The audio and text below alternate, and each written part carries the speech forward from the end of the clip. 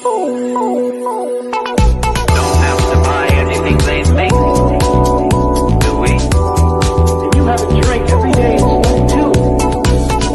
The crew members, in order to overcome the earthly gravity, have been I wanna start some rumors with you. Yeah. Rumors. I wanna start some rumors with you.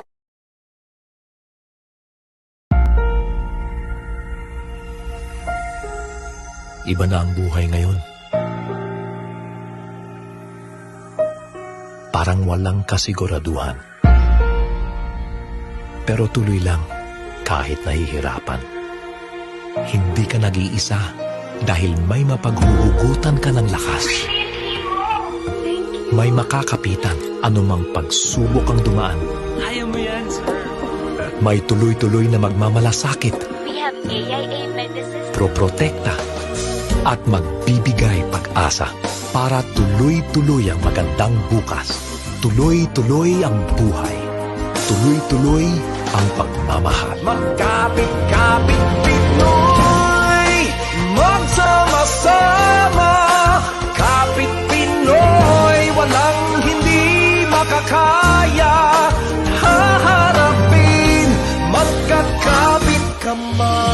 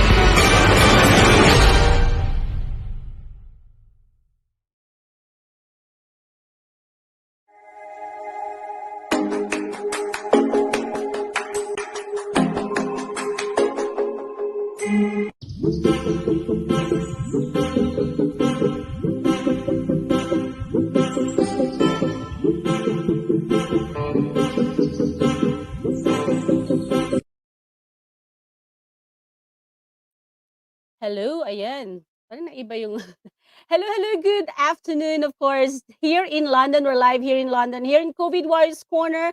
Let's talk with Ella Hidalgo, and it's actually the 30th of January and magpe-February na, guys. Ang bilis-bilis ng araw, di ba, guys?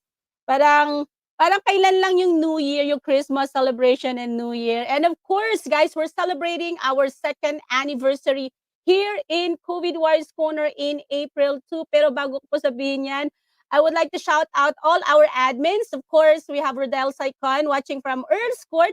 We have Joker Diva, Randy Silverio. We have Catherine Alberto. We have, of course, Chef Micaela Atay. And of course, hopefully, si Chef Micaela mag-show na po soon. And we have Weiwei Ramos. Ayan, binanggit ko po guys, yung second year anniversary po natin dito sa COVID Warriors Corner na mangyayari po sa April 2 sa Clayton Crown Hotel. So ito po yung poster namin. So hope you'll support us guys, especially you've been started, and maraming salamat sa lahat ng mga donors and sponsors that we had all these 2 years na nag-support po sa iba't ibang mga projects and initiatives namin, like of course yung lockdown original composition natin, yung pinakaunang program natin. We have of course the feeding program for the frontliners here in the Philippines and in UK. We have the singing sensation, so magkakaroon tayo ng singing sensation 3, and all the donors and donations that we had for the mga bagyo typhoon. And of course, I would like to shout out, ayan, meron po tayong raffle tickets pala guys. We're selling raffle tickets, £2 per strip, and aside from that guys, we are having a price which is 2 nights and 3 days stay in a luxury resort in the Philippines, courtesy of AA World Travels and Tours. And ayan, meron tayong mga greetings dito. Shout out to my dad, of course, Leon Hidalgo, na nag-message sa akin kung may show ba ako. Ayan, lumakas. Ayan, so yeah, shout out to my dad, Leon Hidalgo, and my brothers and sisters, my sister in South Korea. And of course, advance happy birthday to my nephews, Leo Dale and Devo. And happy birthday, of course, to Maria Larocco. Ayan, thank you so much, Maria, for supporting us here in COVID Warriors Corner. And bago ang lahat, guys, I would like to sing a song for everyone. And since we are experiencing this pandemic, we experienced this pandemic for 2 years, and I know we have been so brave na harapin ang pagsubok na to na dumating sa buhay natin. And we hope na, ayun nga guys, magkaroon na bumalik na tayo sa normality. And of course, in the Philippines, we don't have any more quarantine pag uwi natin. So, Joker Diva and we are planning to go home na this year very soon. Kasi wala ng pandemic, ay wala ng quarantine.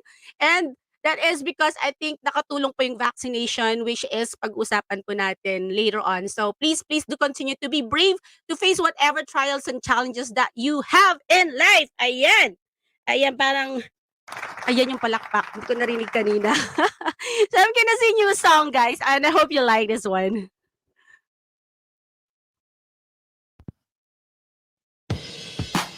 Ayan.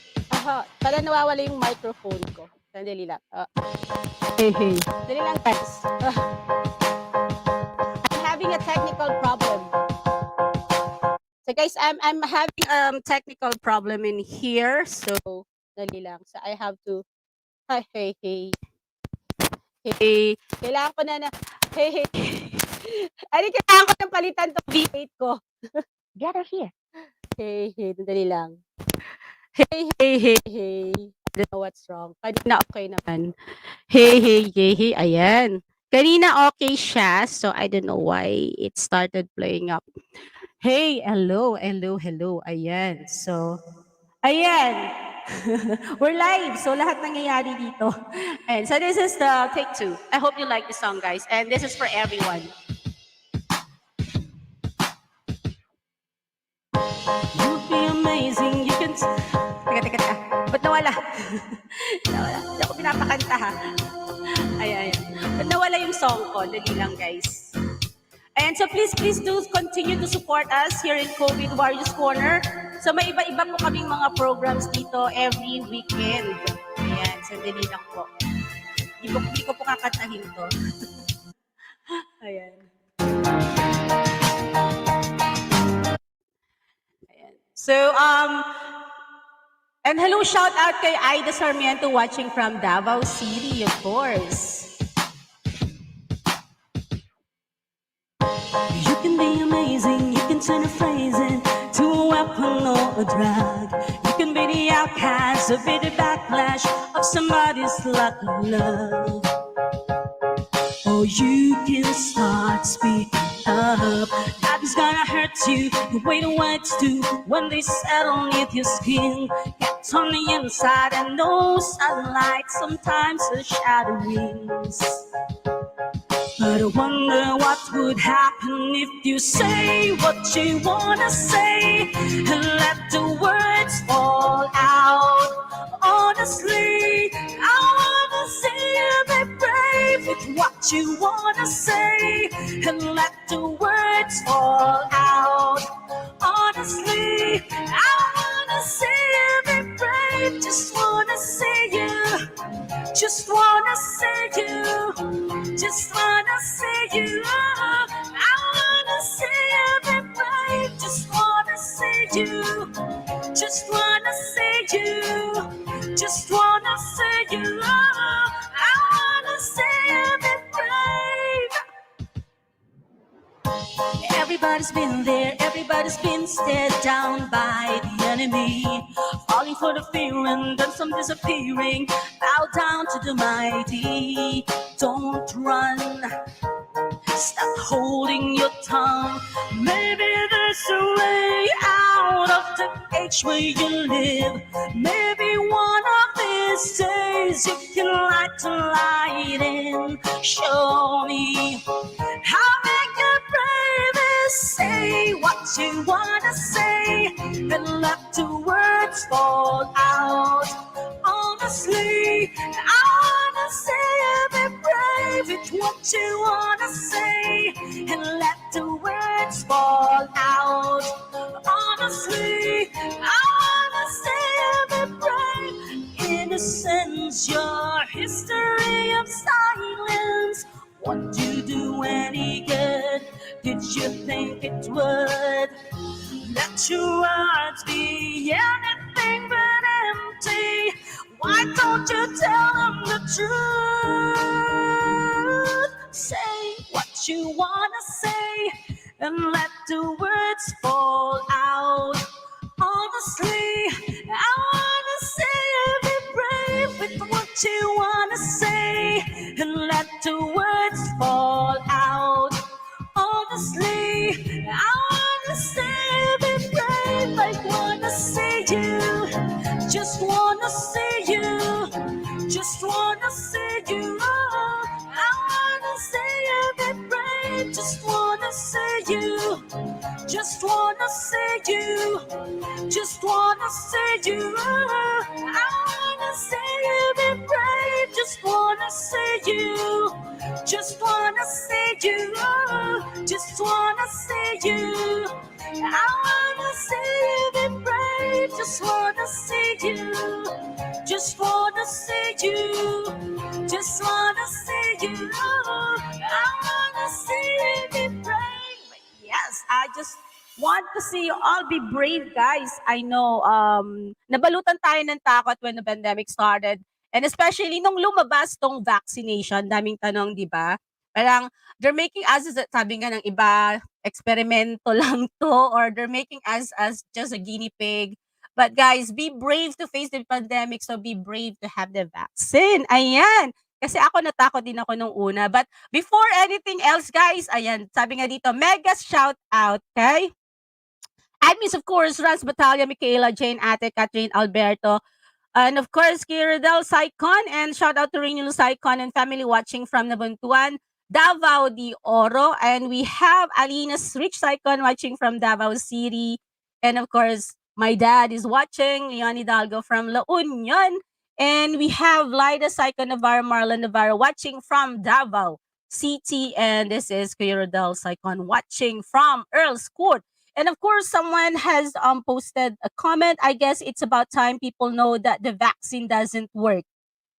We'll see. We'll talk about that. It doesn't protect them from getting COVID and doesn't stop transmission either. It's a fraud. Fraud samples, yun ang sabi. So I don't really see the name of the person who posted that. And we have Aida Sarmiento watching from Davao City. Ayan. So, bago natin continue yung mga shoutout natin, ayan. Salamat guys sa mga shoutout. And of course, guys, please do comment down below regarding our topic today, which is the mandatory vaccination. Because here in UK, they actually started the mandatory vaccination na sa March 31st, kailangan na lahat ng mga healthcare workers ay fully vaccinated na, or else they're gonna be deployed sa deployed sa non-clinical job, or sabi nga nila, they can be sacked daw. So, pag-usapan natin yan. So, I just wanted to check the name of that person who actually commented. Oh, si Ate Liza Laure. Hello! Ayan, si Ate Liza Laure is pumapayagpag ngayon sa kanyang mga modeling events. Ayan, so hopefully Ate Liza will gonna invite you and here in COVID Warriors Corner to have your view and to see, para mapakinggan natin yung view mo regarding this topic. And of course, ayan, napapakilala ko sa inyo guys, he actually worked in High-Barnet Hospital, and kilalang-kilala siya ng auntie ko, Tita Josie. And magaling siyang singer guys, so abangan natin ang kanyang awitin. Let's welcome on the stream, we have Mr. Apollo Cubero. Hello, magandang hapon po kuya. Ayan, paklapakan natin si kuya. Ay, bakit nawala? Magandang Ayan. hapon. Kumusta po kuya dyan sa High-Barnet? Okay naman. Medyo marami-rami pa rin ang nagkakaroon ng, alam mo yung mga Omicron variant na yan. Kasi hindi basta may iwasan yan. Lalo na sa mga taong walang vaccine. So, bago natin pag-usapan ng vaccination, kuya, saan po kayo originally from the Philippines? I'm from Batangas, Rosario, Batangas. Rosario, and how long po na kayo nagtatrabaho dito sa UK? 17 years na sa Matagal. hospital. Sa High-Barnet po, for that 17 years. Yeah. Doon ako nag-start. So, hindi na po kayo nalipat sa ibang hospital at all? Hindi na. And alam po natin, di ba, yung High-Barnet Hospital, isa po yun sa mga hulit na mga COVID patients. Aside from sa Northwick Park Hospital, sa Royal Free, I think High-Barnet, isa po yun sa sobrang madaming cases noong kapanahon, yung talagang 2020 until 2021. Until now, sabi niyo nga po, marami pa rin cases dyan sa High-Barnet Hospital. Oo, yes. Kasi nga noong una, una marami sa Northwick Park and then biglang nag-move sa Barnet. Kaya, yun, hanggang ngayon, marami pa rin. Sabi nga po nila, kuya, this Omicron na tumama sa atin ngayon is, the transmission is very quick, di ba? Pero mild lang daw yung symptoms. May mga nakita pa rin po ba kayo sa ICU na mga cases? Normally kasi, yung Omicron, ang effect kasi niyan, very mild. Hindi mo nararamdaman. Basta, kasi normal, ang mga basta nag-PCR, positive agad, pero wala silang nararamdaman. Yun ang kagandahan ng Omicron. Omicron. Pero bakit marami pa rin cases ngayon? Like sa St. Mary's, may mga cases din. Sabi nga nila, marami pa rin sa ITU. Pero mostly, mga patients nila are yung mga, sabi mo nga, unvaccinated. Oo, kasi yun nga, some of the doctor na nakakausap ko doon, nasabi nila, ang treatment kasi niyang once na ikaw ay hindi na totally, kasi madali nga siyang makahawa kasi walang vaccination, walang vaccine ang iba. Pero kung ikaw ay totally vaccine ng booster, hindi na. Ayun ang sabi niya. Yun nga. Pero yun nga po, yeah, I heard that as well, explained by a consultant. And of course, ito nga tong, eventually, this virus will be weakened and para na siyang magiging normal na colds na lang later on.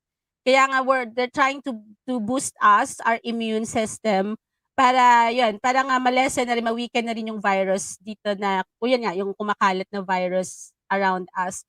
And what can you say about this nga? Yung comment dito, ulitin natin from Ate Lisa, sabi dito is,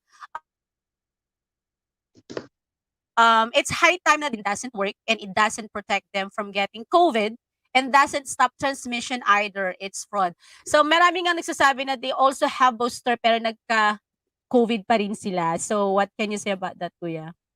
Kasi doon sa sinabi niya na walang epekto, automatic may epekto 'yan. Kasi yung COVID, ayun kaya mahina ang iyong immune system.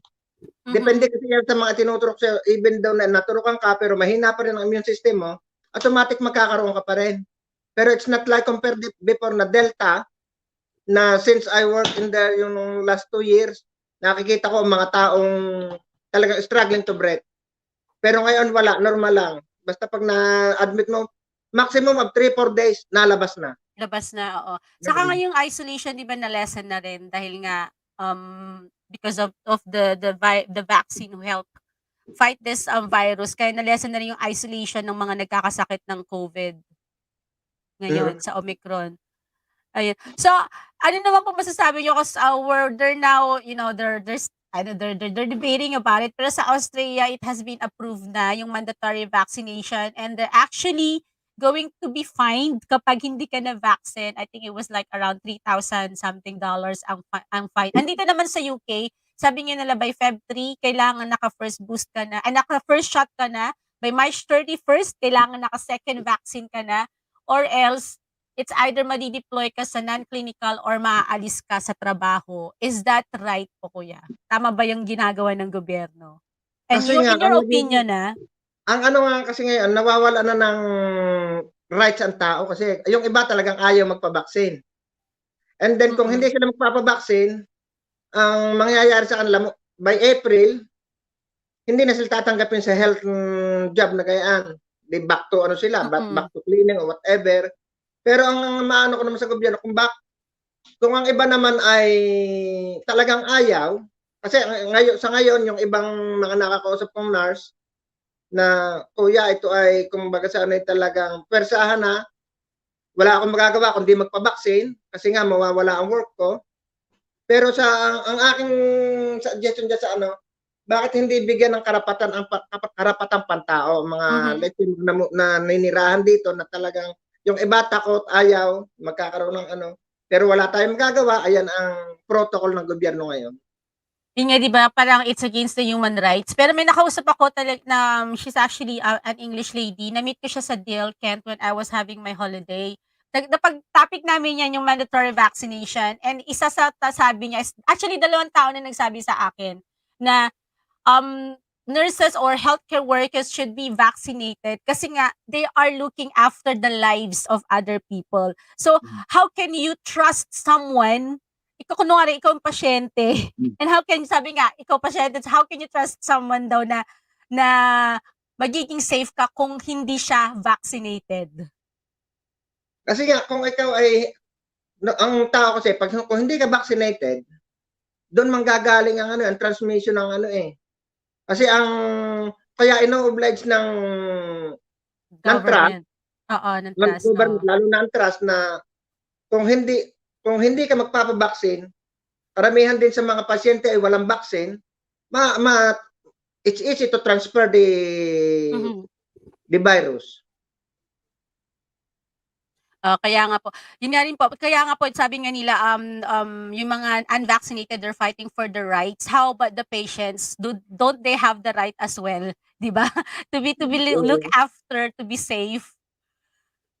Kasi ang mga patient kasi, normally, especially mga maiedad na, Oo. sabi niya, what's the point of having a vaccine like this? I'm old already.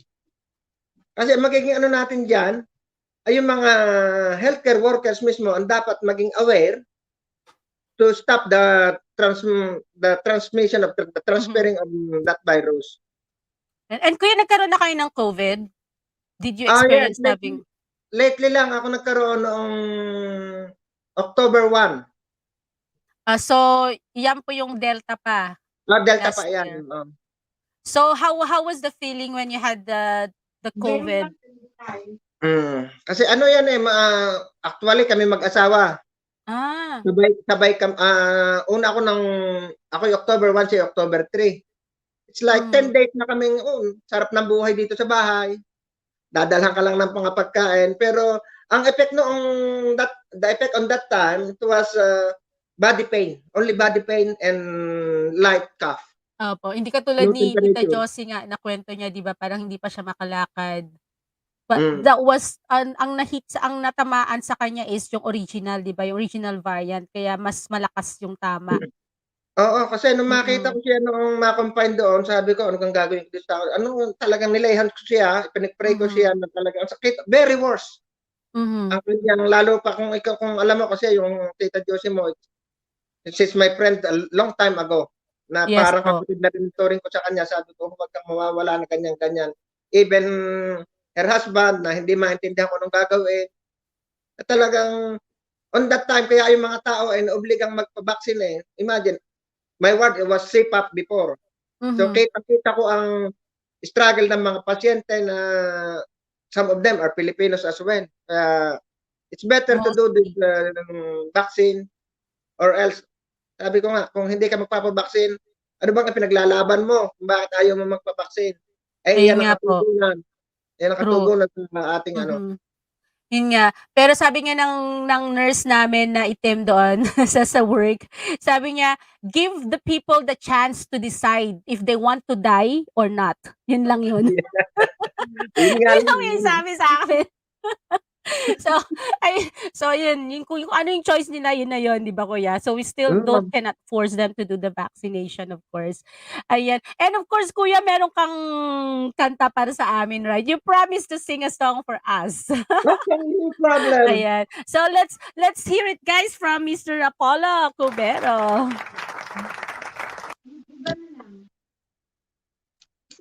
Hey, hey, hello. Check. Okay po, para po sa lahat.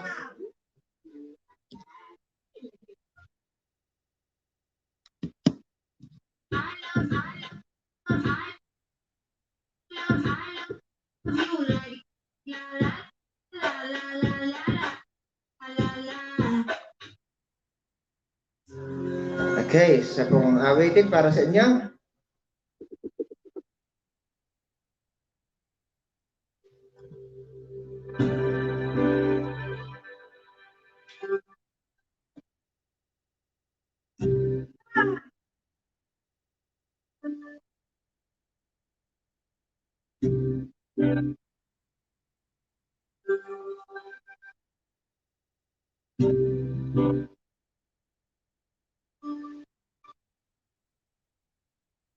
When I feel like the world's gone mad, and I need you so bad, but I don't know where you are.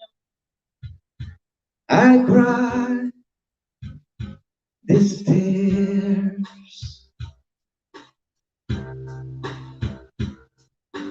on our own.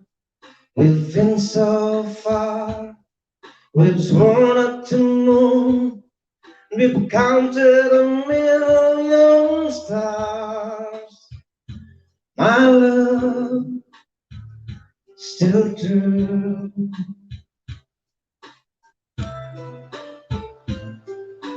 Friends have come and gone.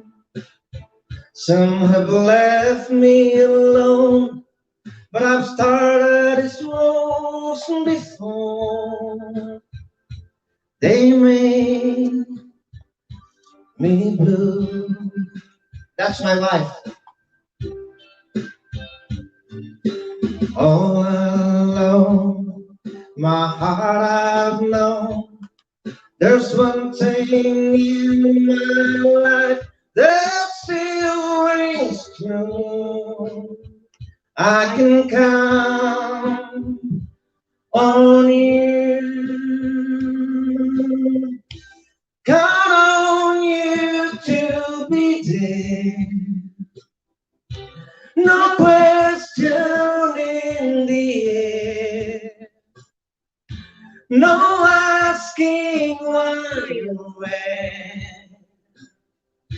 No looking back. Count on you every time to ease my worried mind. You'll forever be important to me, my miracle find.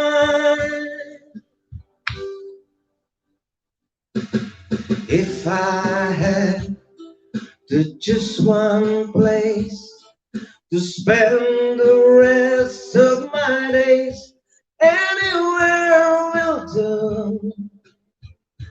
long as it's close to you. Oh, oh.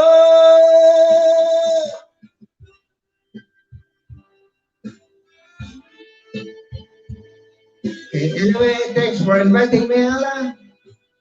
It's my privilege to join your COVID warrior.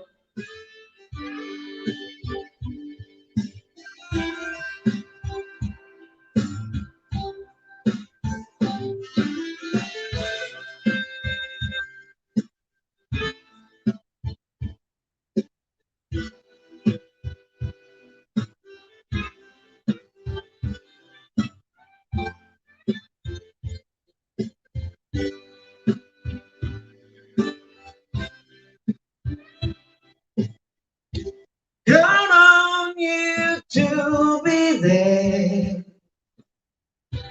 No questions in the air. No asking why, where. No looking back. Count on you every time. To ease my worry mind.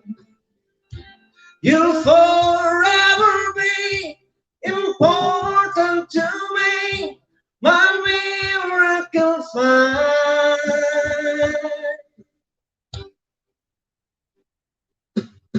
Now, oh now,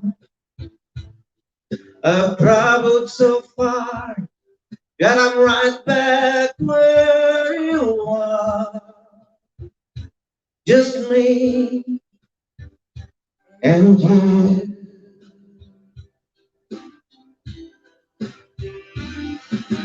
Now and forevermore. As the years go by, I'm beginning to see that I can count on you.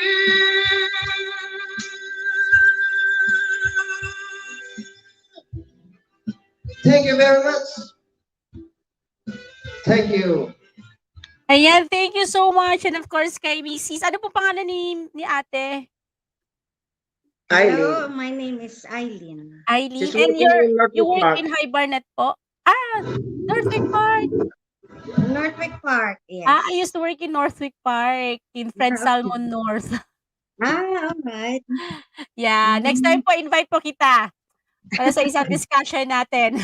Ayan. But I know you're gonna travel now to go to your church sa Harlesden. And of course, shout out kay Ate Rose Asuncion. She's watching right now. I saw her watching. And I think hinihintay na kayo sa church nyo.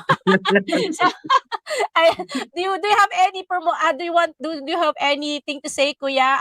Of course, to encourage our kababayan or everyone regarding this vaccination, and do you have any social media to, if you want to promote it, please do. Okay, I encourage everyone to do their vaccination, and it's very important to us. Huwag nyo sabihin na okay lang. Make sure na meron kayo at ito ay makakatulong ng malaki sa ating lahat. Yun lamang po. Yes, thank you. Thank you so much, Kuya, and hope to see you soon. And Ate Eileen, having me, okay? thank you po. See you soon. God bless. See you. Okay, bye-bye. Po. Bye. Ayan. Teka, pa natin. Balik natin si Kuya sa backstage. Ayan, thank you so much, Mr. Apollo Cubero of High Barnet Hospital, and of course kay Ate Eileen sa Northwick Park Hospital. Maraming salamat sa oras po ninyo, and of course, maraming salamat, Kuya Apollo, for that wonderful song that you've rendered for us. And of course, we have shout out kay Christopher Callis. He actually works in British Airways in Heathrow. And I hope we'll get sponsorship from the joke, British Airways to go home to the Philippines. Kahit na pala, USA na lang muna. Bakasyon sa USA, joke. And of course, we have, sabi dito, I hope you get both the pro and against to make it balance. Yes, we will do that. I'm actually thinking about that, the pro and against. Kasi I was like thinking, I can't find anyone who's against, but now I know. So, ayan. Magkakaroon po tayo ng talk about it. And of course, I hope I can watch it and perhaps let viewers and question. Lisa, you can join me on that topic. We'll set it. And of course, marami pong mga topics sa pag-uusapan dito sa Let's Talk with Ella Hidalgo. And nakalinya na po yung mga niche, yung mga pag-uusapan po natin. So, please do stand by. And of course, I won't be having my show on February 6th because I'll be moving my things. I'll be, maglilipat bahay. And so, I'll be having my next show after this on the 13th of February, just in time with the Valentine's Day, and we have a special guest, guys. I will announce it na. The beauty queen, of course, Miss Daisy Reyes. Ayan, makasama po natin si Miss Daisy Reyes on February 13. And of course, isang beauty queen din, of course, the Mrs. Eurasia founder, we have Renal. So abangan nyo guys, that's gonna be on February 13 here in COVID Warriors Corner. Let's Talk with Ella Hidalgo. And of course, ayan, before ko introduce ulit ang ating special guest, once again, guys, I would like to invite you all to please do support our second anniversary special celebration. We'll be having a dinner, of course, singing and dancing at the Clayton Crown Hotel in Cricklewood here in London. And the entry ticket is £55 with, of course, inclusive of the food, drinks, and around my queen one-night stay in a luxury resort in Manila, especially now that the Philippines is now open to everyone without quarantine. And of course, we have a raffle ticket. We're selling £2 per strip. Yan po yung mga minor prizes namin. And major prize is 2-night stay and 1 night in a luxury resort in the Philippines, courtesy of AA World and Tours, AA World Travel and Tours by Ali Hash. And of course, we have mga following sponsors natin. Thank you so much. They always sponsoring us with our prices. We have Resorts World, Belmont Hotel. We have Winford Casino and Resort. We have Blue Water Panglao and La Carmela de Boracay Savoy Hotel. Ayan. So I've stayed in Belmont Hotel, Winford Hotel, and La Carmela Boracay already. Napakaganda po ng mga hotels na yan. And I do wish maranasan ko rin magstay sa other hotels, of course, like Panglao and everything. So, sponsor. Sana narinig mo ako. Joke. Ayan. So, ayan, wala na naman yung microphone ko. Ayan, wala yung microphone ko. Ayan, guys, ipapakilala ko sa inyo ang isang, of course, but I'm really having technical problem right now. So, I'm gonna introduce to you guys, of course, a frontliner himself, and he's actually from the Channel Islands. Ayan, I hope that we'll be visiting Channel Islands soon. Dali lang po, guys. I have a problem with my connection right now, and of course, I'm so honored to introduce to you guys. He's actually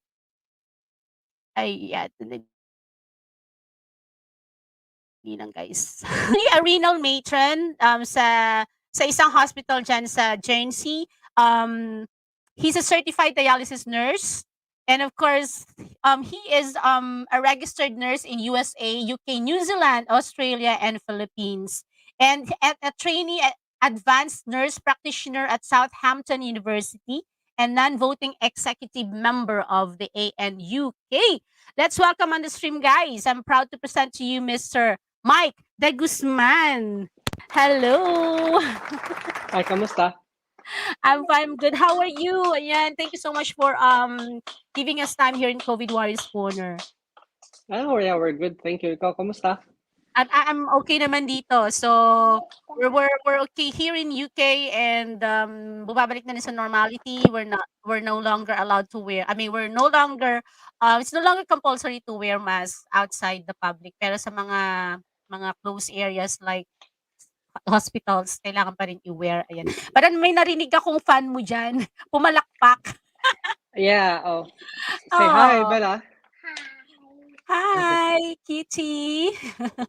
Ayan, number So one she's fan gonna sit mo. with us. Yeah. That's okay. That's fine. Yeah, first and foremost, Mac, where are you originally from the Philippines? Sa Nueva Ecija, sa Gapan. Oh, I So, see. malapit sa Bulacan. Like, next Oo, to San Miguel.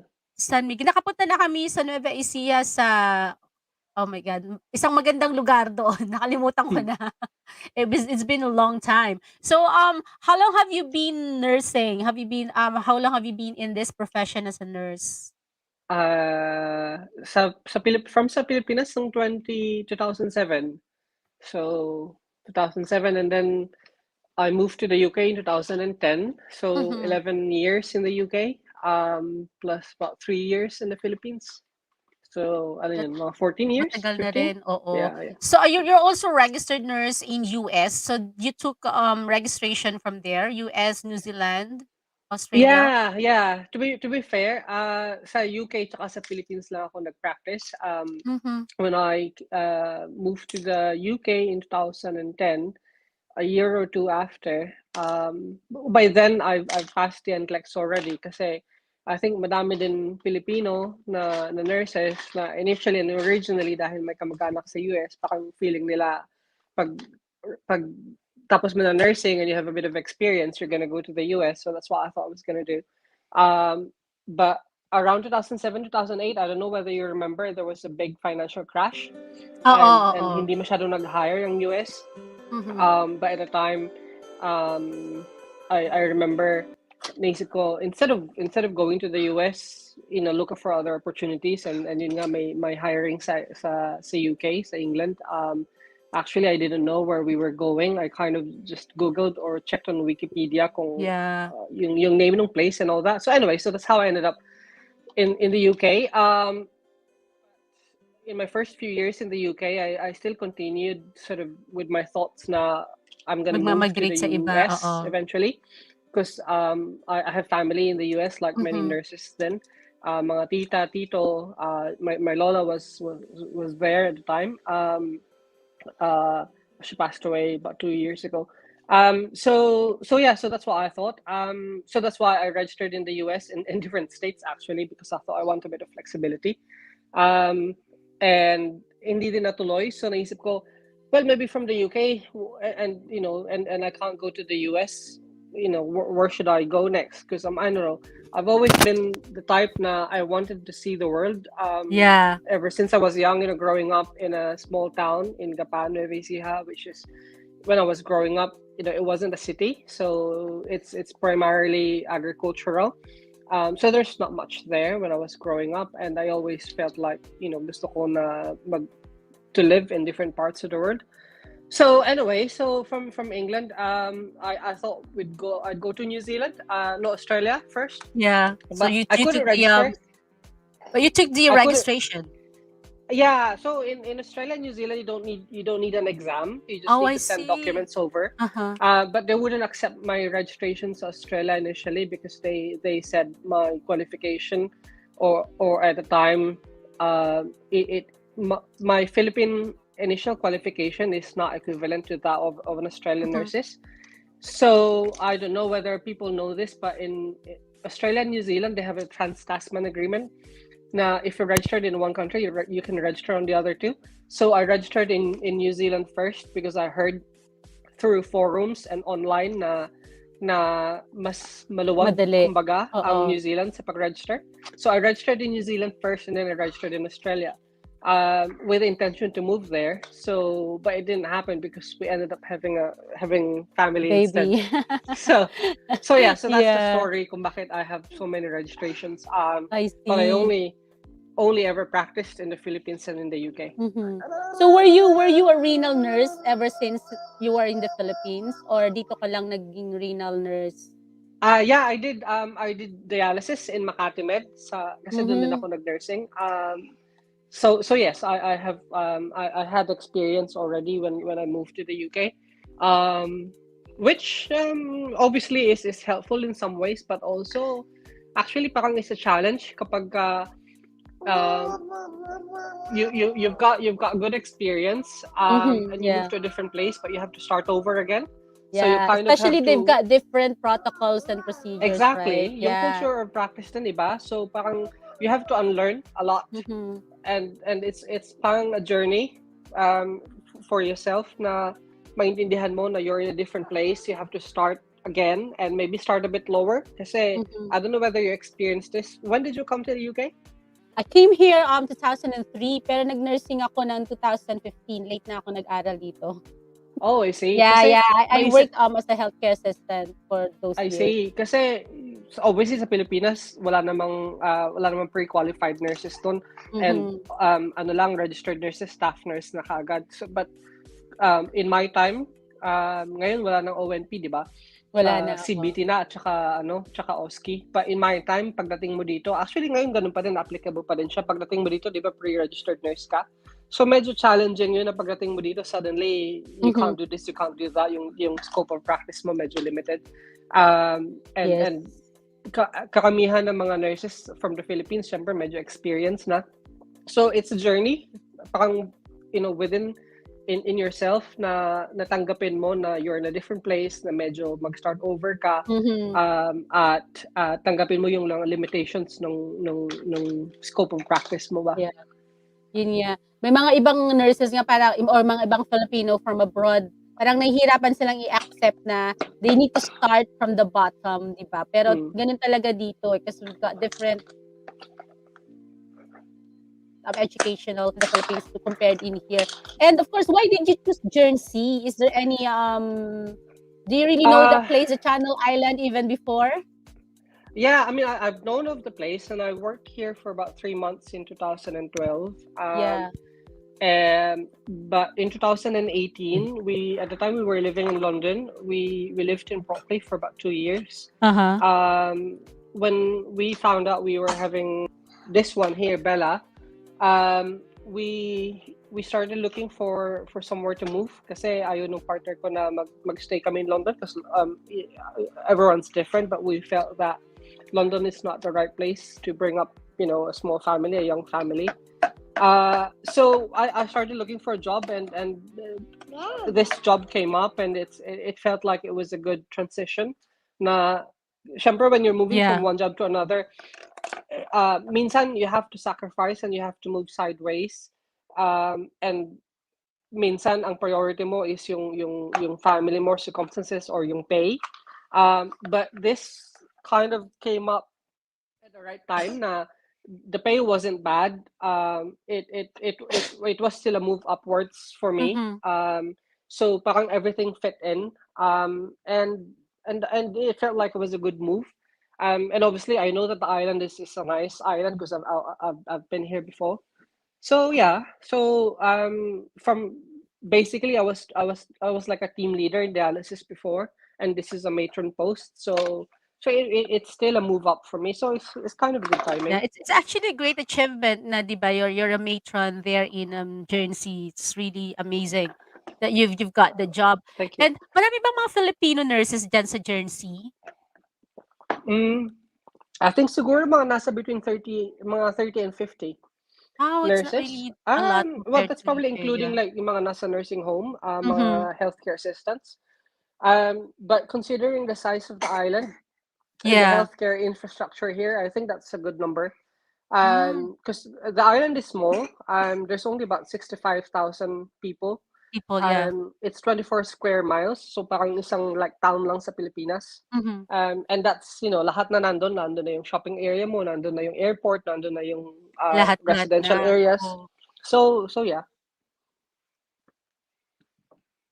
And I also like, You well, okay? Guernsey, actually, the Channel Islands have their independent governing, parang independent government, right?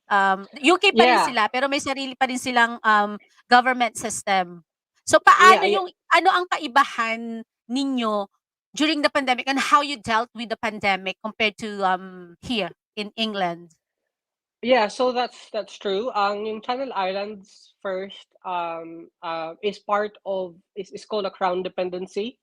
So yung Isle of Man, Jersey, and Guernsey, they're called crown dependencies. So they're like independent from the UK in terms of yung mga local parliament, politics, borders. They use the same currency, which is the British pounds. life is pretty much the same as in the UK, and to be fair, alam ko dito Yeah. sa Guernsey, siguro mga kalahati ng tao dito ay originally mostly from the UK. And so the pandemic, that's a good question. I think yung journey and your experience was different dahil in 2020 and let's say nag-start bang first wave mga March 2020, no? March, Is that March right? 2020, oo. Yeah, in March 2020, probably most of the UK, most of Europe and the US, had to deal with a lot of, yung big first wave na at the time walang masyadong evidence-based. At the time, there's a lot of panic maybe, and there's a lot of, and that's kind of, ang tawag doon, proportionate ba? Dahil yung effect ng COVID was quite drastic. It is, Sa yeah. economy, sa buhay ng mga tao, sa trabaho, sa healthcare infrastructure and system.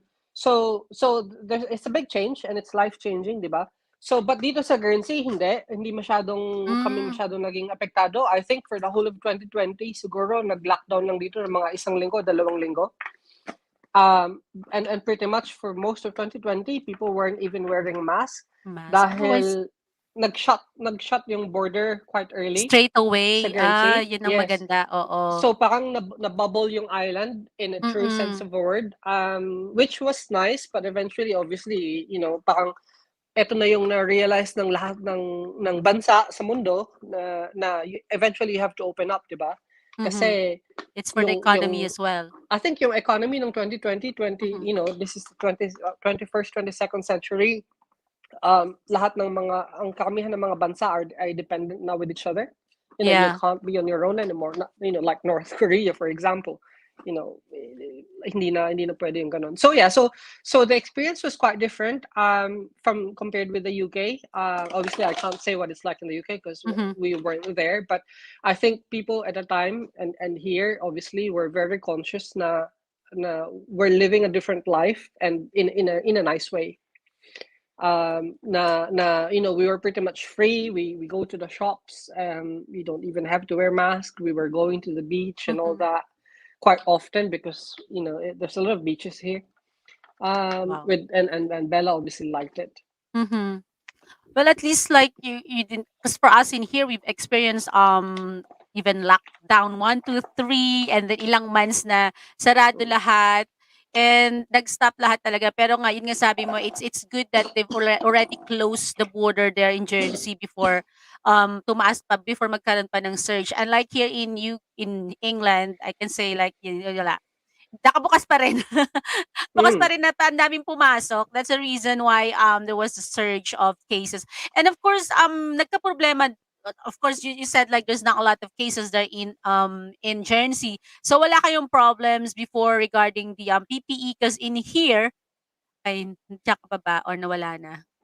I don't know, I'm here.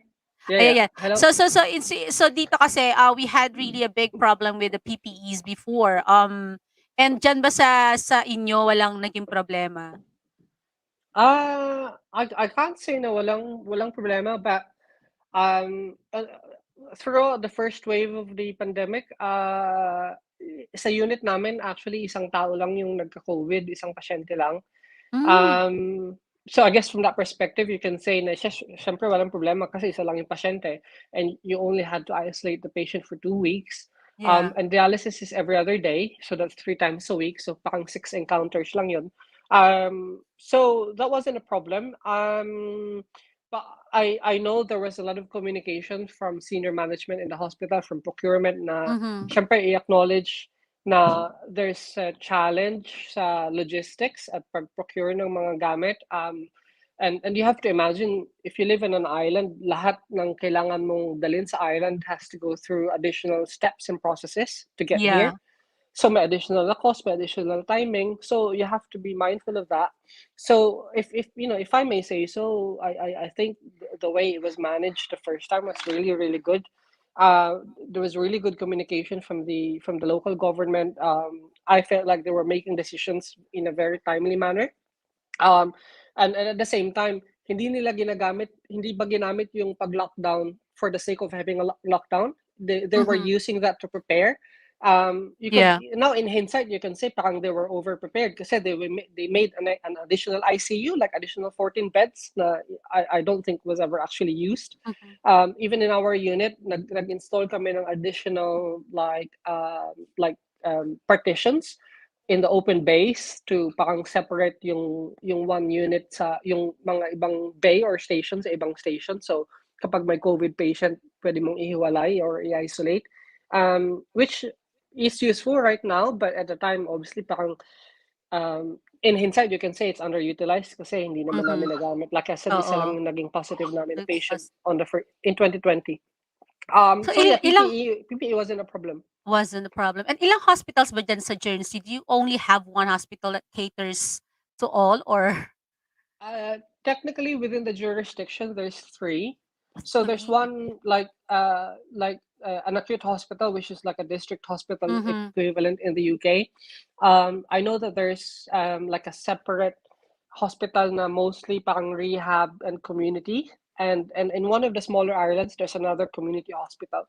So technically Mhm. 3, but parang it's considered as only one dahil yung acute hospital is only on the bigger island. And ngayon naman pumunta tayo sa main topic natin. How's the vaccination going on there in Guernsey? I think it's pretty good. Mhm. I don't have the numbers right now, but I think it's over 90% yung vaccination rate. I have to be open and honest about it. Yung last time na dinig ko, yung formal position ng local government here Mhm. is that at the time nung parang first na nag-came out in the news na Mag-mandatory. mandatory vaccination nga, Yeah. na sa tingin nila hindi sila susunod at the time dahil mataas nga yung vaccination rate dito at baka hindi kailangan for mga hospital staff and social care. So yeah, I think on the island itself the vaccination rate is quite good. That's good, yeah. Kaya walang mandatory like in here na yun nga, if you're not fully vaccinated, you have to be deployed to a non-clinical area or masasak ka sa work. Yun ang dito sa England. But anyway, there's a lot of yung mga anti na mga hindi pa rin naniniwala sa vaccines na Like deniers maybe is the word. ayun, matikas pa rin. Deploy lang nila ako, okay lang. Basta ayoko magpa-vaccine yun ang sabi. Yeah. Yeah, so I mean, it's Ayun, so obviously what a complex subject, diba? can you say about those comments nga, sabi nga, yung kanina nga na the vaccine doesn't really work at all? Mm. I felt like there's discussion to be had sa expectations. I think unang-una sinabi ba from the Uh-huh. beginning na it will stop transmission or it will stop. I think parang clear naman yung communication ng governments and ng manufacturers na ang intention is to make sure na if you do end up having COVID, na you're not gonna get Mhm. it so bad. And second, I think it's the truth is I'm not so familiar with the science behind it, like in terms of transmission, because I know that there's a long discussion between is it a droplet like particle, is it a droplet or is Mhm. it airborne Yeah. or aerosol, and I think definitely with the new variant, it's coming up now, it's aerosol, and therefore yung transmission could be easier, and that could be the reason why Mabilis, oo. it's easier to get it from one person to another. Mhm. And I think in terms of vaccination, they say na, well, depending on the vaccine, na you could be like after 6 months, actually I think after the second dose, your protection could go down by 30 or Yes, that's 40%, what they said, or yeah. something like that. So Uh-huh. the point I'm making is, it's hard to focus on the science and the mechanisms behind it, but if you look at the numbers and the empirical data, ano ba yung actually outcome, Mhm. and ilan yung namamatay, ilan yung That's true. na-hospital, then you can kind of feel Mhm. and think, at least in a grand scheme of things, that it's working. And as a person, as a lay person, well, actually, I'm a nurse, aren't I? But not the whole subject not being my specialty, I feel like that's enough for me, because it, in my view, hindi naman to iba sa ibang policies and That's processes we it. have to go through in this profession. For example, as a dialysis nurse, may mga additional requirements for you to be able to do the job. So, for example, kung gusto mo maging dialysis nurse, hindi pwede na colorblind ka, which is fair dahil I don't know whether you can picture what dialysis looks like, but you have a machine, you have yung blood ng patient mo is going through a machine, you're cleaning it up and removing excess toxin and excess fluid, but the bloodlines themselves, they are color coordinated, may pula tsaka may blue. So you can imagine, hindi ka pwedeng maging dialysis nurse kung yung technology and the way we do dialysis is the same dahil hindi safe sa pasyente mo. Second, for example, as Filipino nurses coming to the UK, we have to go through screening for TB or tuberculosis. And they're looking for evidence na may scar ka ng BCG. And unfortunately, wala ako. So obviously we have to go through X-ray, going through yung deployment process mo. And pagdating dito, may occupational health check na naman. Pangatlo, kung gusto mo din maging dialysis nurse, kailangan wala kang hepatitis B or HIV or hepatitis C dahil bloodborne virus yun. Yeah. And dialysis is considered an EPP procedure or an EPP or exposure prone procedure, meaning kung may risk yung pasyente na makuha yung sakit sa'yo, like through a cut, through a wound and bloodborne transmission nga. So I can't technically say na hindi ka pwede maging dialysis nurse kung may hepatitis B ka, but that has to go through occupational health clearance. And all these examples I'm making and I'm sharing is that in this role, there are steps and there are precautions in place, and they have been, I think, through guidelines and for a long time now, na kailangan make sure mo na if you're delivering the procedure, you're doing the care for your patient, na it has to be in a safe way, and that includes you as a provider na protected yung protected yung pasyente mo. So and I think I listened to your conversation earlier with Kuya. Yeah. And I felt like the word maybe that we're looking for here is the mandatory vaccination the right thing to do or not. I think ang tamang description is it's fair. Reklamo, diba? They said it's against the human rights. I think for me ang word that I'm looking for is it's fair. Dahil coming from my background, I'm used to being screened and I'm used to complying to certain policies that I know are there to primarily protect the patients. And it's my choice to kind of stay in this field. Now, obviously, if I'm not doing dialysis or this kind of nursing and I didn't do this, then I would not have to go through all those things that I explained, that I shared, about yung mga extra things na we need to check doing this kind of job. So yun yung tingin ko about it. And I think it's a complex subject na one is you want to talk about the principles behind it, but syempre iba din yung the way na it's executed ba? Oo. ng ospital or ng government. Oo. May enough time ba na given? Is that fair yung mga tao for people to genuinely and appropriately make a decision for their lives and for their own selves and for Meron their na nga sila, patients? di ba, parang in here, like by Feb 3, kailangan may first shot, and then by March 31st, should be fully vaccinated. Yun yung nila. Oo. Sa akin, and I don't know what you think about this. I mean, I can't answer that for myself. Is that enough time to decide or not?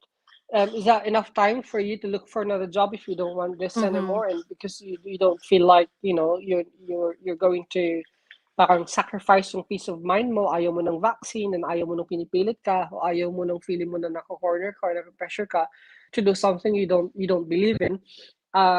So yung if tinanong ako ng isang tao, enough ba yung I don't know 3 months to make that decision? I don't know. It's really I think that's a difficult. personal Yeah. thing, isn't it? It is, yeah. And actually, I work with someone. She's actually a receptionist. Before, she really don't want to get vaccinated. Sabi niya, I'll have to wait for the government to make it a law. Hinintay niya talaga. And that was like 2 weeks ago when she was rushing to get the first shot because she doesn't want to lose her job. So parang, yun nga, sabi niya sa akin, it's not really my choice, sabi ganun. I just really wanted to get, I'm paying my bills, I have, I need to leave. That's why she said that's why she got the vaccination first shot. Kasi nga, di Mm. ba, parang natatakot din siya matanggal sa trabaho. So parang hinintay niya talaga na maging law Mm. bago nagpa-vaccine. Mm. So, ayun. Pero may marami pa rin kami na I know na parang matigas pa rin. They still don't wanna have this vaccination. Well, as kaya nga nasabi mo, we can't really force them to have it. It's their choice. Pero yun nga, as an advocate, pero nga, as a healthcare worker, di ba, kailangan natin din, we need to protect other people's lives then. So, I don't know. So, it's just kind of complicated issue. Yeah, definitely. I mean, Mm. I think, I mean, I've had 3 doses. Mhm. And we've had COVID jabs pa siguro, probably way earlier than the rest of the world. I had my 3rd dose by, what is it now? January. When did I have my 3rd dose? I definitely, I've had 2 doses by January 2021, I think. Mm. And I would have had my 3rd Bilis. dose siguro mga summer of last year. Siguro mga June. Mm. Mas Maybe, or mabilis maybe ka. even May. Parang, I think you got it earlier than me. Because my first one is January 1st. Second Yeah. is I mean, March. And then booster is October, November. yeah. Mm. I think the other thing I can share is yung partner ko, I mentioned this to you earlier when we were having a chat na we had a baby last, Mhm. I don't know, 8 days ago. Yeah. My partner had a COVID jab when she was about 7 months pregnant. Yes. Mhm. And obviously meron din siyang questions, meron din siyang hesitation. And that's the reason why she only had the jab sort of on her 3rd trimester. But I think ang importante when you're making a decision, at least from my point of view, is we look at the evidence.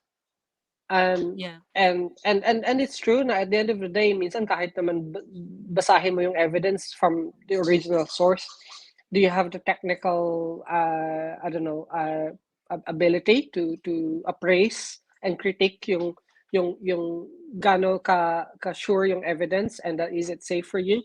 The reality is kahit anong gawin mo, you will always have a question, and there is Mhm. always parang, and that's a good thing, to be asking questions is a good thing.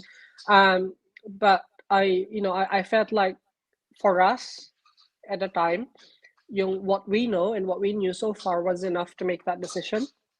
And I felt like yung risks siguro ng having COVID while you're delivering, or having COVID and unfortunately pagka severe yung form or yung illness was probably a higher risk to the mother and to the baby, Mhm. rather than yung perceived mo na what are the risks and effects dun sa baby ng COVID jab, I Yeah. don't know, like later on in life.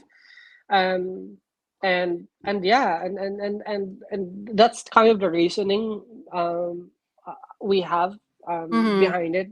Yeah. I think ang importante dito to note is, and for people to hear, is it's normal to have questions. It is normal and it's right to ask questions and to think about it.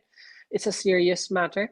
But I don't know, us Filipinos, kung ang karamihan naman ng nakikinig dito ay mga Filipino, um, we had polio vaccine, we had That's true. TB vaccine, Yun nga, whatever, oo. and all the rest of it.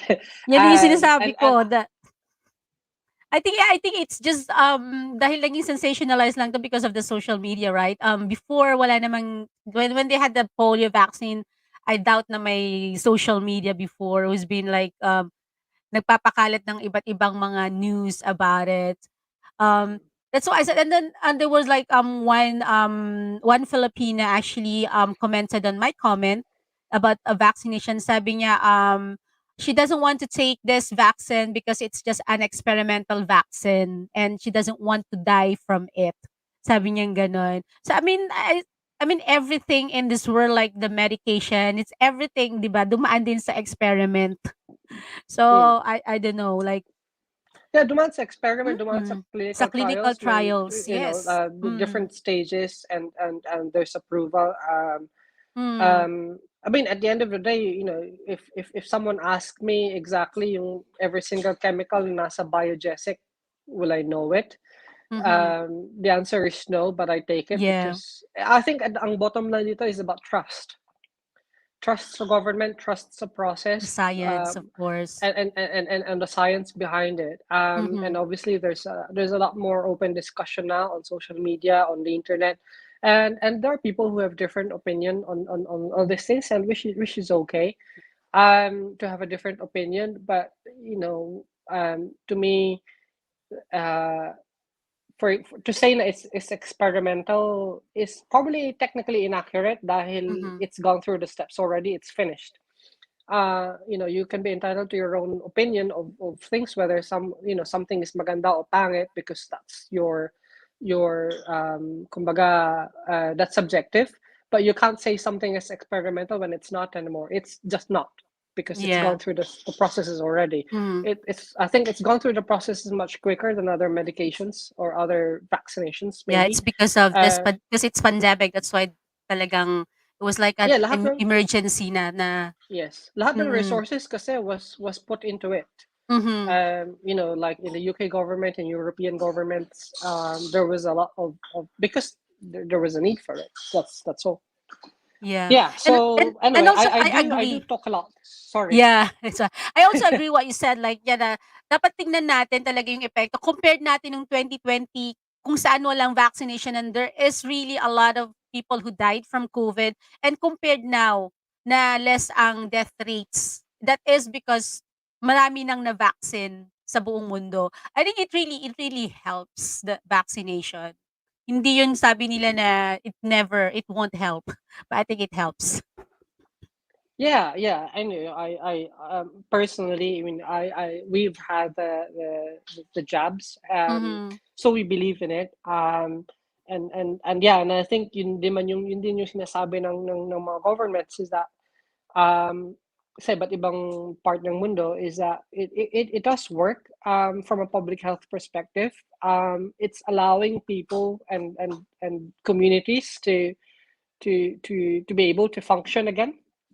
And at the end of the day, then yung pinoprotektahan yung most vulnerable, yung the elderly, yung True, yeah. mga immunocompromised. So yeah, I agree with you there. Bottom line is it's doing what it's supposed to.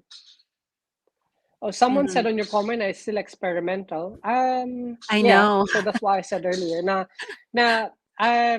depende siguro sa definition mo yan. And baka naman ibig sabihin ng tao is sa approval niya is from her point of view, and that's okay. That's your point of view, not from the company who manufacture and produce it, not for the governments who buy and procure the medications. It's not experimental anymore. Not for the FDA or its equivalent in the UK, because they've approved it. But if personally feeling more, it's not enough for you as a person to accept it, then that's I think that's It's your opinion, yeah, isn't it? just have to respect Yeah, others' yeah. opinions, yeah. And of course, yun nga sabi rin namang iba, they don't want this vaccination because they think they're immune already. They have their antibody, but they have to think about it that natural immunity hindi siya sapat. So that's why we need to have this vaccination para lumakas ang immunity natin. Kasi ang antibody 'pag nagkaroon tayo sabi nga nila hindi rin tumatagal sa katawan natin, eh, nagle-lessen din siya. So what can you say about that? Like, yeah, I've got my own natural immunity. I don't need the vaccination anymore. Mm, I think hindi naman specific sa COVID, but naturally the way the body works is that Mm-hmm. you get exposed to an antigen, you develop antibodies to it. Eventually, whether you have immunity on something, whether through a vaccination or a natural exposure to the antigen or the virus, you could actually check your immunity, your immunoglobulins, and you could tell to whether the exposure it's an exposure, whether you've had an Mm-hmm. infection. There are many different tests to check that. And I mean, I don't know. I think yung, like, for example, yung in my understanding, the reason why the third COVID jabs came about was because Israel is or was ahead of the world in terms of vaccination. Yeah. And it so happened the majority ng population nila, I think we're about 60 or 70% of the population, got vaccinated with the same COVID jab, which was Pfizer.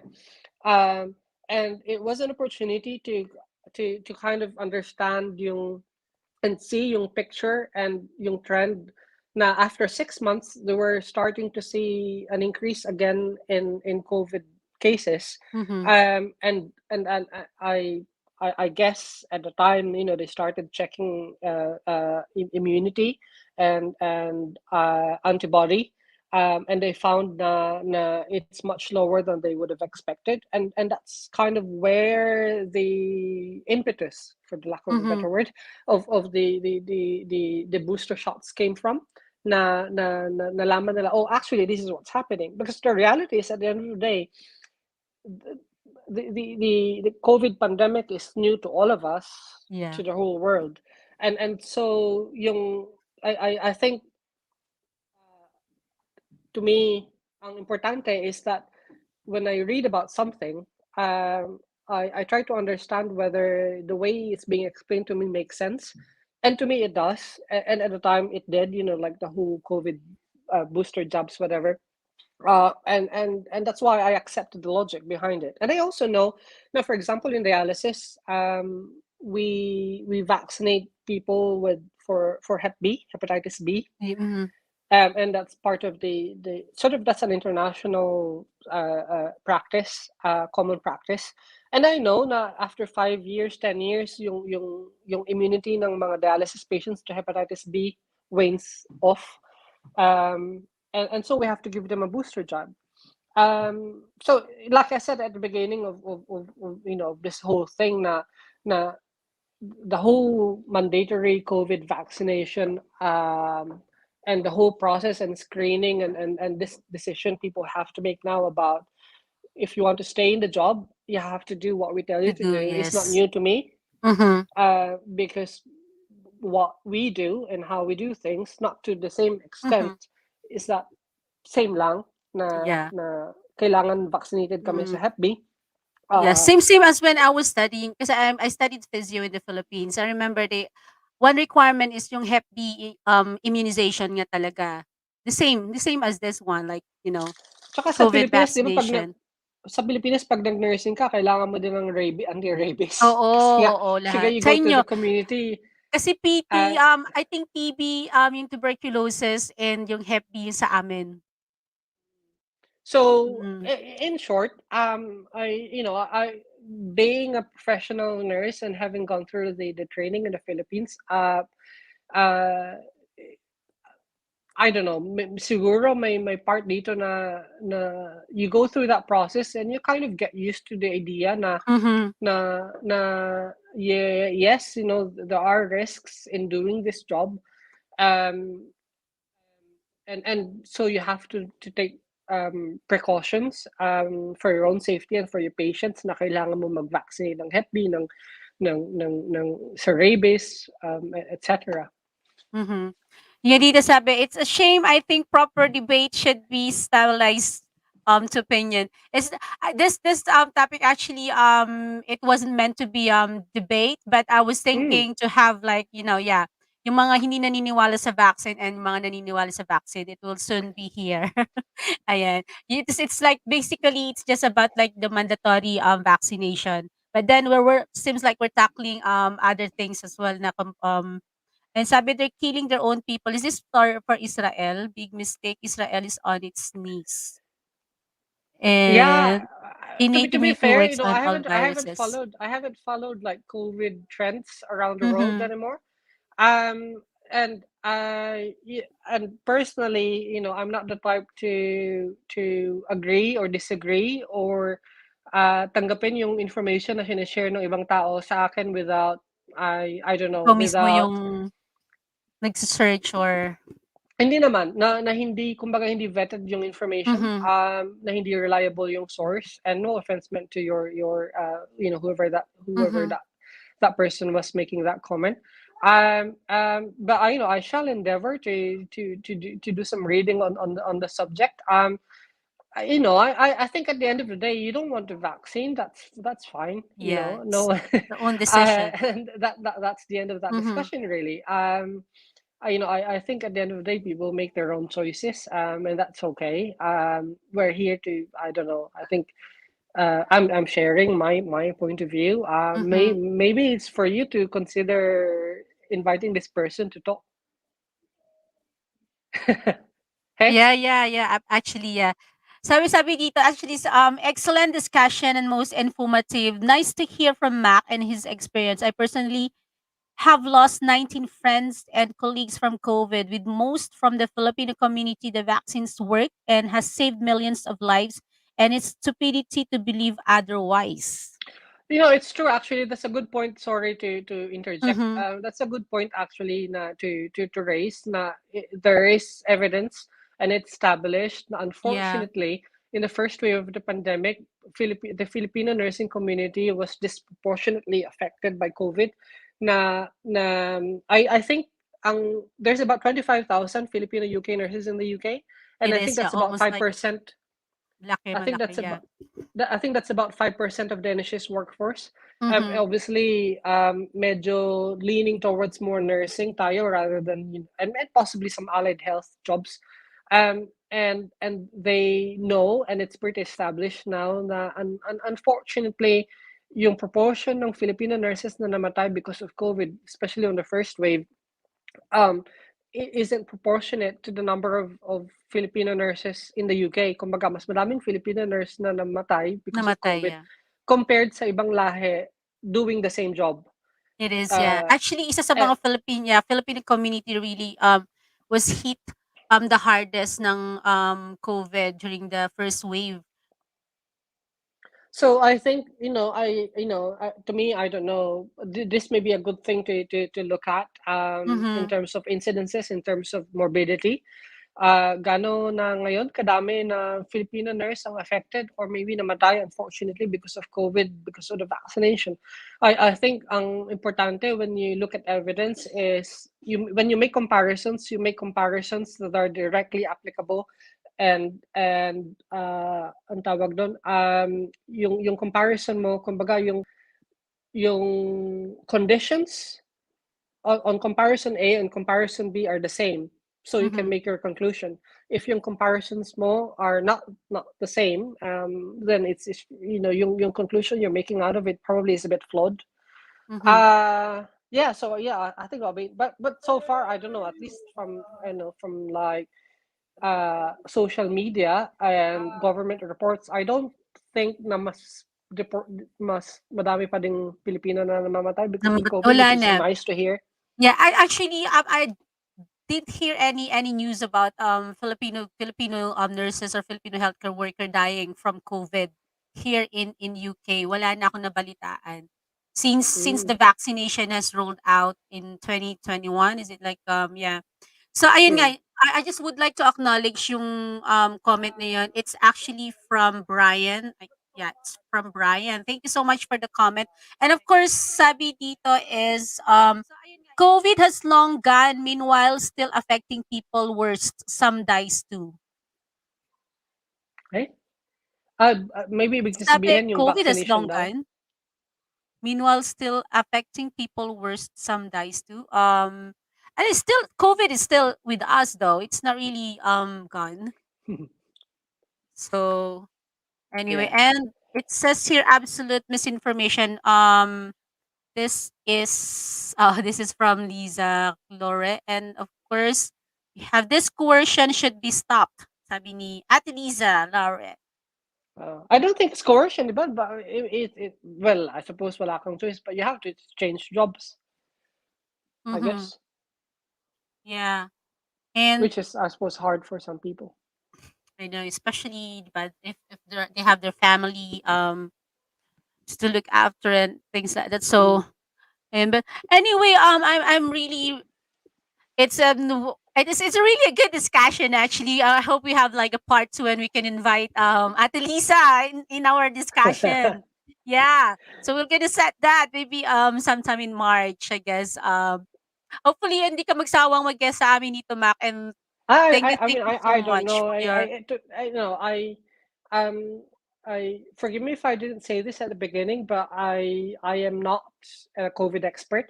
it's I've only fine. looked after about 4 COVID patients so Yeah. far. I think it is scary at the beginning. I mean, I think I we all remember when I remember when it first came out and we had a COVID patient in March of mm-hmm. 2020.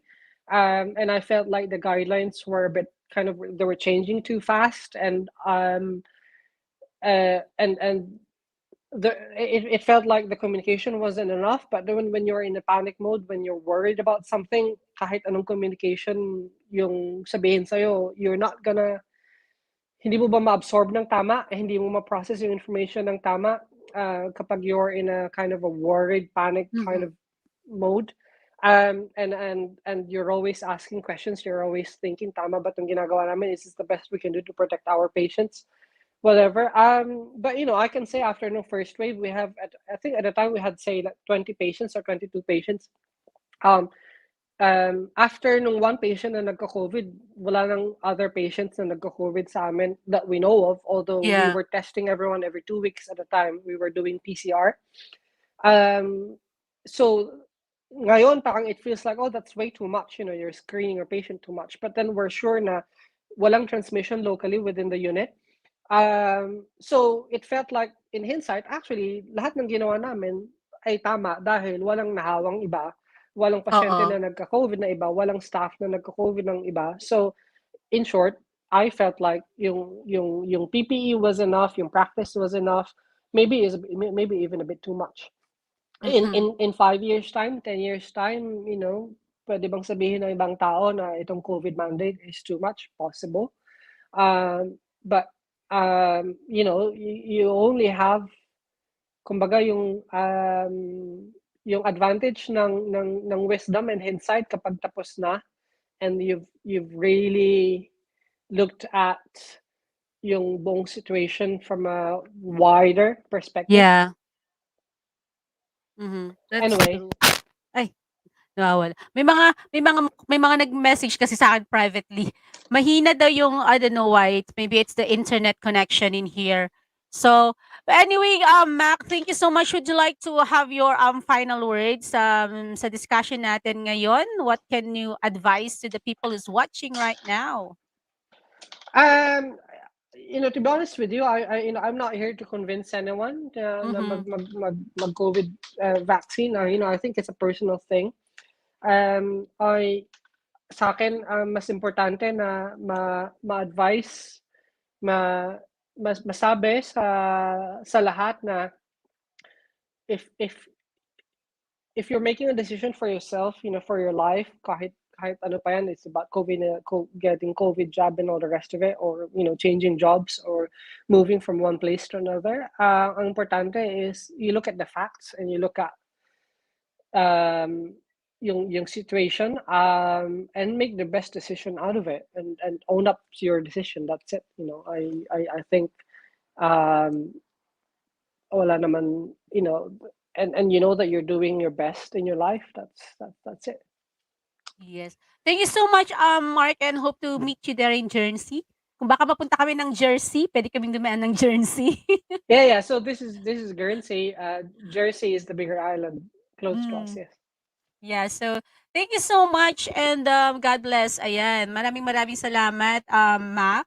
And of course, at maraming salamat din sa mga nag-comment. Ayan, biglang nawala si Mac. Sorry, I sabi ko, got disconnected. sabi ko pinatayan Yeah, ako ni Mac agad.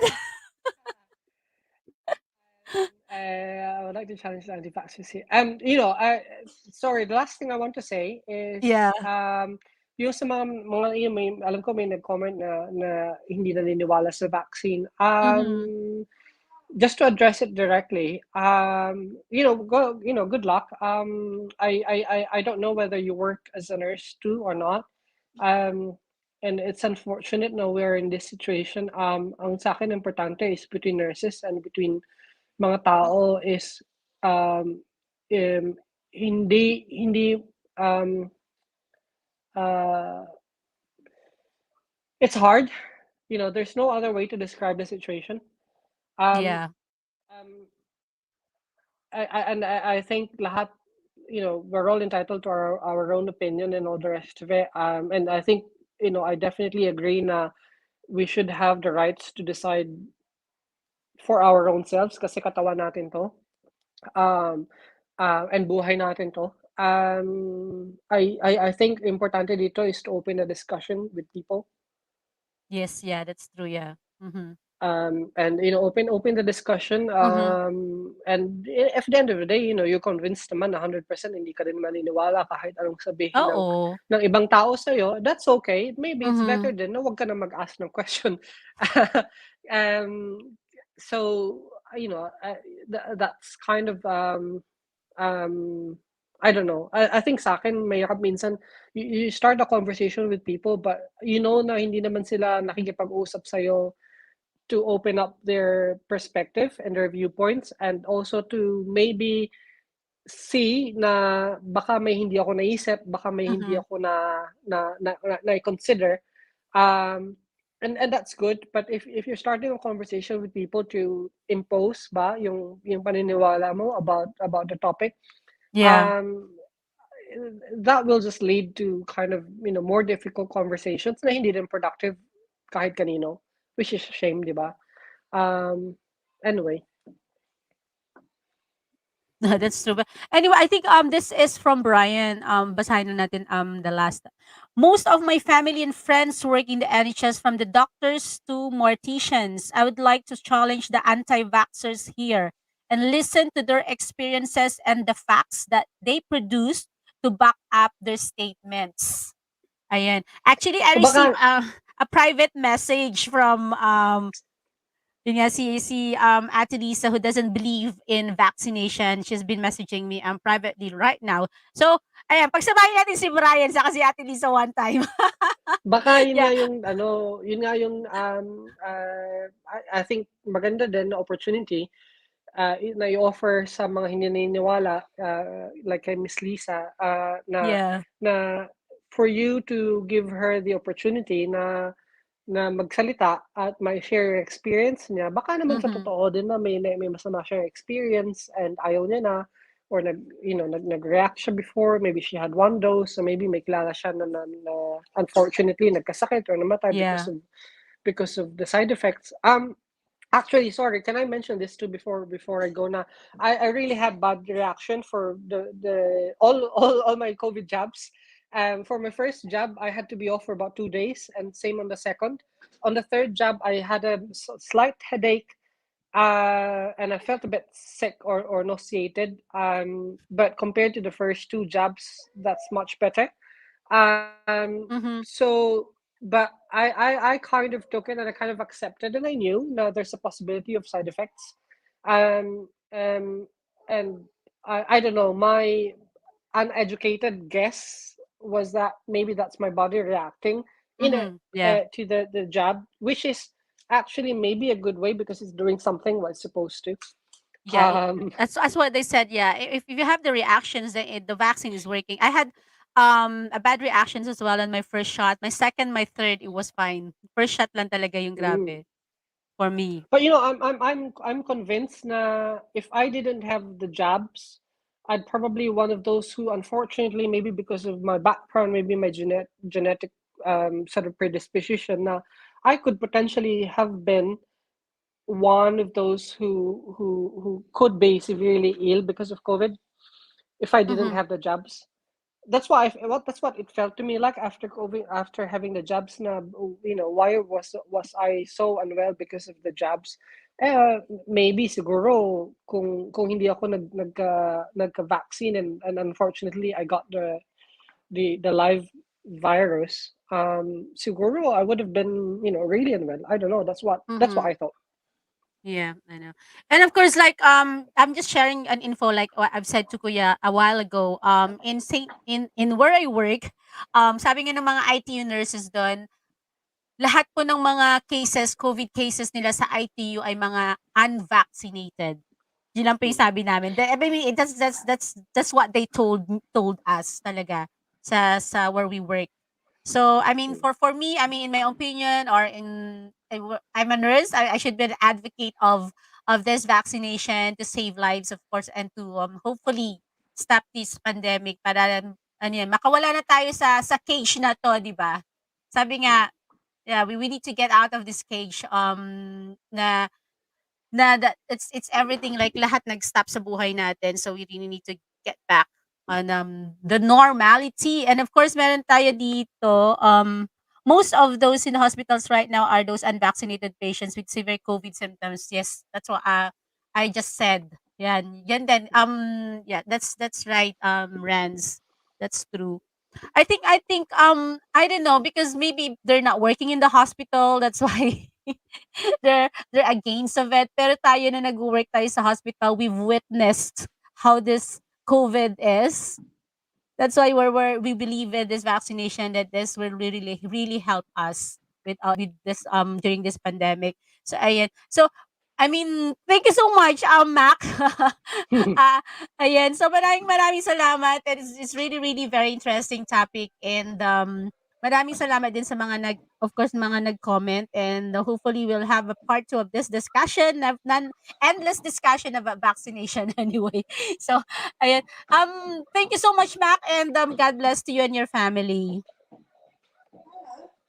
Bye. Bye. Bye. Salamat. Salamat din. Ayan, guys. Of our discussion regarding vaccination, of course, the mandatory vaccination na nagiging mandatory na hindi lang po dito sa UK, pati rin po sa Australia and other countries, and even in the Philippines are actually saying na magiging mandatory ng vaccination. Hindi daw makakasakay ang mga walang vaccine. Isang topic natin yan in the future. Kasi nga sabi nga this vaccination daw is anti-poor because if the people in the Philippines won't be able to go to work, won't be able to go on the transportation without the vaccine, anong mangyayari sa kanilang buhay? Yun naman yung isang tanong. And of course, sabi nga dito is Joker Diva. Ever since vaccines are being used to save and protecting lives, they've been working well and been done studies and researches before they pass for the people consumptions. That's true. Dumaan po to sa clinical trials and they wouldn't be hindi naman po lalabas to sa mundo kung hindi siya talaga properly analyzed or yun nga, sabi nga ni Joker, ayan. So, ayan, thank you so much and I really really appreciate of course Ate Lisa Lare, we have Brian who also commented sino ba? Brian Tibron. Hi Tita Monira Gimalo, she's watching and of course my sister Dayang Kim in South Korea, Miss Sonia Ibanez McPherson, Mrs. Summer of the Philippines, Asia, watching from Aberdeen, Scotland. Thank you so much and sa lahat po ng mga nakisali sa ating usapan ngayon. And once again, guys, I would like to invite everyone, please do support our second anniversary, which will be on the second year anniversary, which will be on the 2nd of April at Clayton Crown Hotel. So we have an entry ticket, £55. Consider with food and drinks na po yun. And of course, a raffle ticket na pwede kayong manalo ng one night stay in a luxury hotel in Manila. And meron pa ditong comment regarding the vaccination. Yes, because they have changed the definition of vaccinated, the way they call COVID death within 28 days of testing positive from PCR, that is 86 to 90, that is 86, 97% false negative. Anyone can die struck by a bus called COVID death. Now only pollster are defined vaccinated. Ayan. Boosted pala, sabi ni Ate Yan. So, ayan po guys. Supportan po natin ang COVID Warriors Corner on the 2nd of April. Clayton Crown Hotel, and I hope Ate Lisa you will be with us on the April 2nd. And of course we have our raffle tickets as well. It's £2 per strip. We're actually starting raising funds for our this year's ayun mga projects namin dito sa COVID Warriors Corner. And yes, maraming salamat. This is just a healthy discussion, and we respect everyone's opinions and beliefs. Ayan. So, before we end guys, ano yan? I hope you're gonna stay safe guys, and please do have a great week ahead of you. I'm just gonna sing one song. Siguro ano lang tayo. Carpenters, para naman mellow-mellow lang. And ayan, continue to support us guys here in COVID Warriors Corner. We have our newest performer. We have 11 years old singing champion Pia Kaduyak. She was our grand champion during this December singing competition. And of course, we have every Saturday Randy Silvera Joker Diva. Dear Joker Diva, and we have the Request Corner by Catherine Alberto. On Sunday, I have Let's Talk with Ella Hidalgo. And of course, Chef Micaela Atay. Hopefully, she'll be back soon. And don't forget, guys, my next talk will be on February 13. I won't be having next Sunday, but it's going to be on February 13 with Miss Daisy Reyes and Mrs. Julie Knowles of Philippine Eurasia. Ayan. So this song is for everyone, guys, and God bless. So nasa advert pa tayo. Nag-advert pa yung YouTube natin. And if you want guys to have if you want to comment guys for any topic in the future na gusto nyong pag-usapan dito, it's very much appreciated. This is for us, of course, to have a healthy discussion on different topics.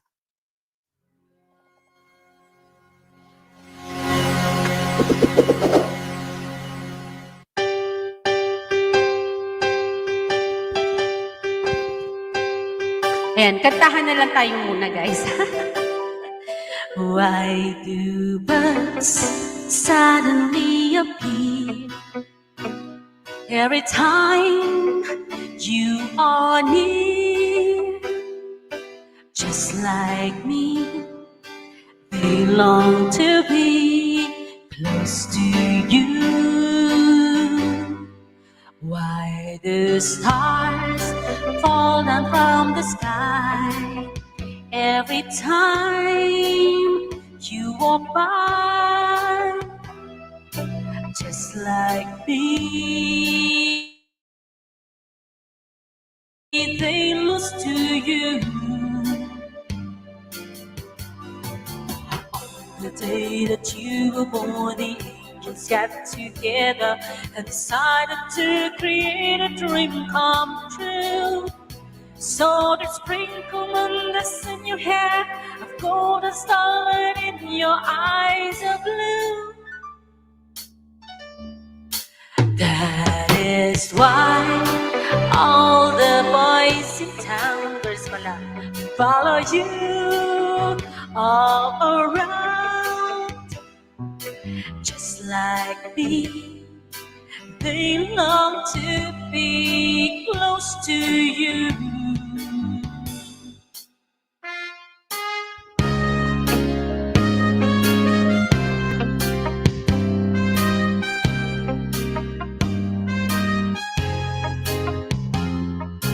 Just like me, they long to be next to.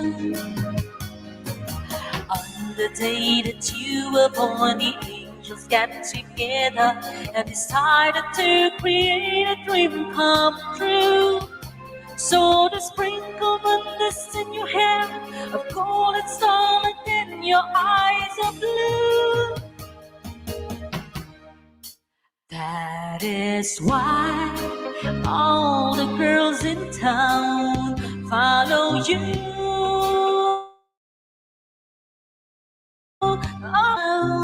Just like me, they long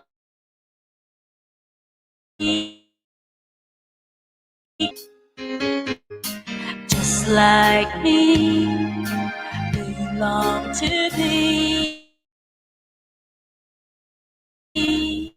close to you.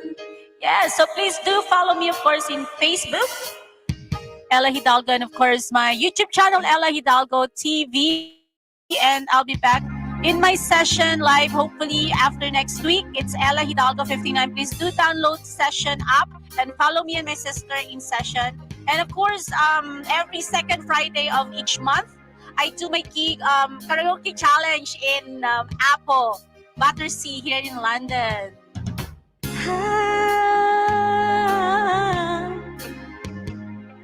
Close to you.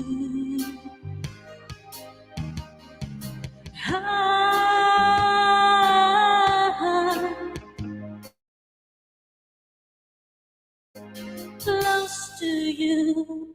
Yes, maraming salamat guys, and continue to stay safe. God bless everyone. And I would like to play, I always play this one at the end of my show. Please continue to dream and you dream.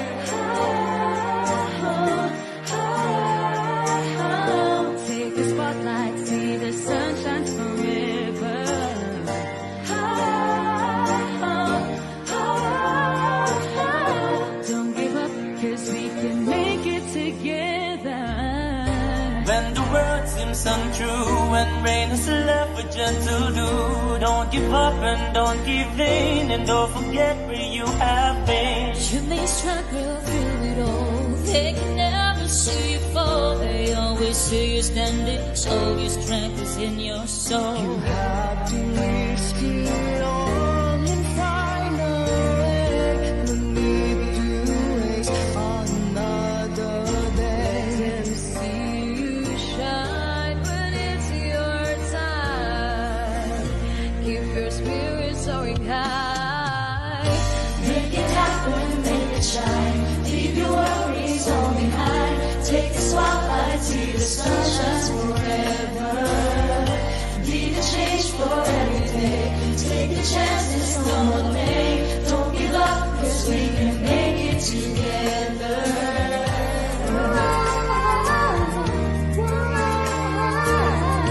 Take the spotlight, see the sun shines forever.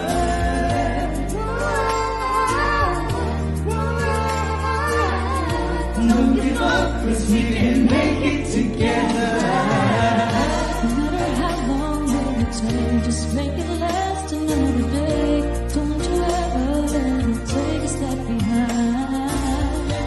be afraid to make mistakes. You're just reinventing yourself. It's hard as it may seem.